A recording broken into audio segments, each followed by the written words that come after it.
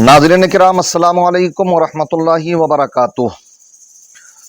महमूद मदनी साहब ने जो इंटरव्यू में ऊल जलूल बातें की हैं, मुसलमानों में काफ़ी गुस्सा है और उनके ही मकतब फ़िक्र के बहुत से उलमा उनकी मुखालफत में उतर आए हैं और उतरना भी चाहिए।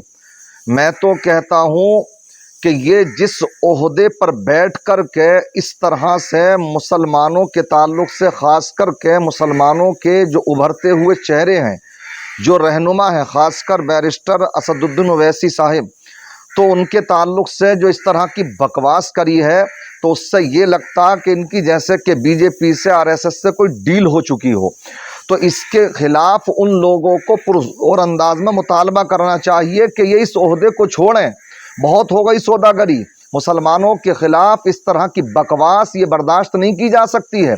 मुसलमान अगर किसी ओहदे पर पहुंचता है, जब अपनी कौम की आवाज़ नहीं उठा सकता बल्कि अपनी कौम के लोगों के ख़िलाफ़ वो बोलता नज़र आ रहा है, तो ऐसे में उसको औकात दिखाना चाहिए कि तुम जिस कुर्सी पर बैठकर जिस जमइयत उलमाए हिंद के सदर बन कर के इस तरह की बातें कर रहे हो, ये समझ रहे हो कि ये ताकत मेरी बहुत बड़ी ताकत है, तो ये ताकत भी तो सभी के ज़रिए से है।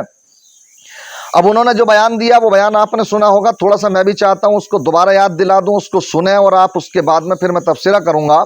किस अंदाज में वो कह रहे हैं कि कोई अगर दूसरे मुल्क से, बांग्लादेश से, पाकिस्तान से, अफगानिस्तान से कोई आए गैर मुस्लिम, तो उसका हमें स्वागत करना चाहिए। अंदाज देखें कितना जोशीला और खुश आइंद, क्या हमें उनका अखलाक लग रहा, किरदार, बोलने का अंदाज, उनका हमें स्वागत कहना चाहिए, वेलकम करना चाहिए। लेकिन अगर कोई मुसलमान आए तो नहीं साहब, नहीं। क्यों आएगा वो? समझ रहे हैं, घुसपैठिया है वो, उसे निकाल देना चाहिए। तो आज मैं आपको बतलाऊंगा इनकी इन बातों का असर होने भी लगा। इन्हीं की बुनियाद पर बहुत से वो मुसलमान जो सदियों से यहाँ रह रहे हैं, उनको घुसपैठिया कह करके निकाला जा रहा है। पहले इनका ये बयान सुने आप, उसके बाद में मैं तफसीरा करूंगा, फिर वो बयान भी दिखाऊंगा कि इनकी बातों का क्या असर हुआ, क्या रिएक्शन शुरू हुआ उसका।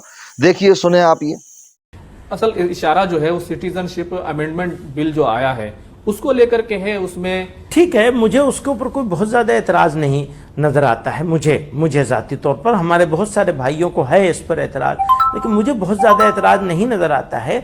अगर चंद लाख या 20 लाख, 30 लाख, 50 लाख लोग पड़ोस के मुल्कों से यहाँ आ जाएं और उनको वो कर लिया जाए तो कोई हर्ज नहीं है। लेकिन अगर कोई मुसलमान यहाँ आए तो क्यों आएगा?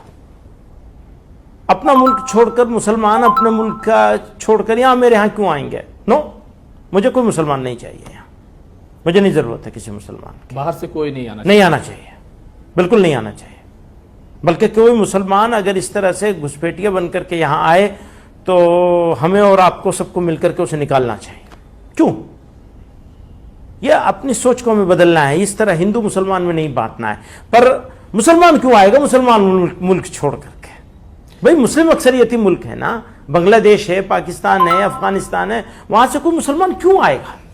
क्या जरूरत है मुसलमान को यहाँ वेलकम करने की? ना आपको जरूरत है ना मुझे जरूरत है। अब जिस तरह से आसाम में 12 लाख नॉन मुस्लिम एनआरसी से बाहर हो गए हैं, तो ये फैसला आसाम के लोग करेंगे ना।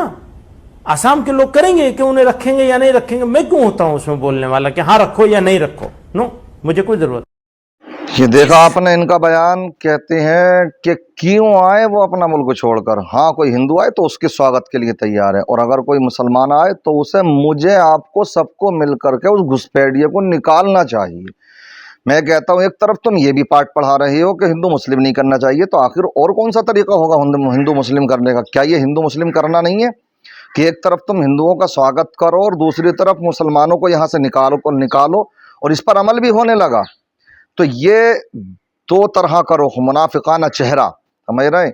यही वो बात है कि जो किस अंदाज में शहद में मिलाकर के जहर देने की कोशिश कर रहे हैं भोले भाले मुसलमानों को, और उनकी गोद में जा करके बैठ करके उसको कोई एतराज़ नहीं हो रहा। सुशांत सिन्हा है ये, जो कि हर वक्त नफरत और जहर फैलाता रहता, मगर कितना खुश हो रहा वो ना कि आज मामला सेट हो रहा भाई। आज जो है, जो बुलवाना चाहते थे तो आज जो हक अदा कर रहे हैं हजरत। अब इनकी इन बातों का असर क्या हुआ, तो ये एक वीडियो देखें आप, समझ रहे हैं? एक जरा सा, एक लवारा कहिए इसे, जरा सा ये, और आकर के एक अच्छे खासे मुसलमान को ठेला लगाए हुए है, उसको कह रहा तो मुल्ला। पहले तो उसके कोई दाढ़ी नहीं, कुछ नहीं, और फिर घुसपैठिया है कि ये बांग्लादेशी है और वो है, اور وہ بیچارہ یہاں کا यूपी کا ही रहने वाला, اور اس کو جو ہے نکالا جا رہا ہے. کن باتوں کا اثر ہوا آخر یہ؟ اور آئے دن اس طرح کی باتیں ہوتی ہیں, یہ اس طرح کے دلالوں کی باتوں کی بنیاد پر جو رہ رہے ہیں صدیوں سے مسلمان یہاں پر, ان کو بھی شک کے دائرے میں دیکھا جا رہا ہے. جسے دیکھو تو کبھی کہیں پر کوئی ان کو بنگلہ دیشی کہہ کر کے, کوئی ان کو افغانستانی کہہ کر کے ان کو یہاں سے بھگانا شروع کر دیتے ہیں. ابھی نوئیڈا کی خبر نہیں تھی پیچھے, کہاں تھے محمود مدنی صاحب اس وقت میں کہ صاحب پہلے ان کو دیکھ لیا جائے کہ یہ یہاں کے رہنے والے, وہ چیختے رہ گئے کہ ہم تو यूपी کے ہی رہنے والے ہیں.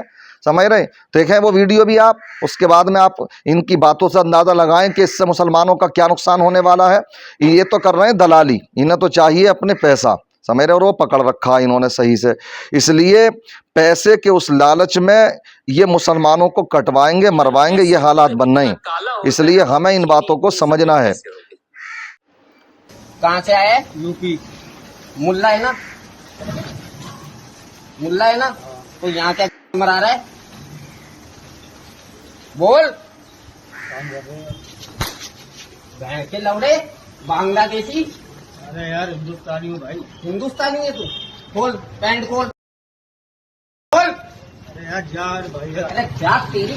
بیٹھ جا, بیٹھ جا. ارے بنگلہ دیشی ملا ہے, ملا. آئی ڈی نکال, آئی ڈی نکال.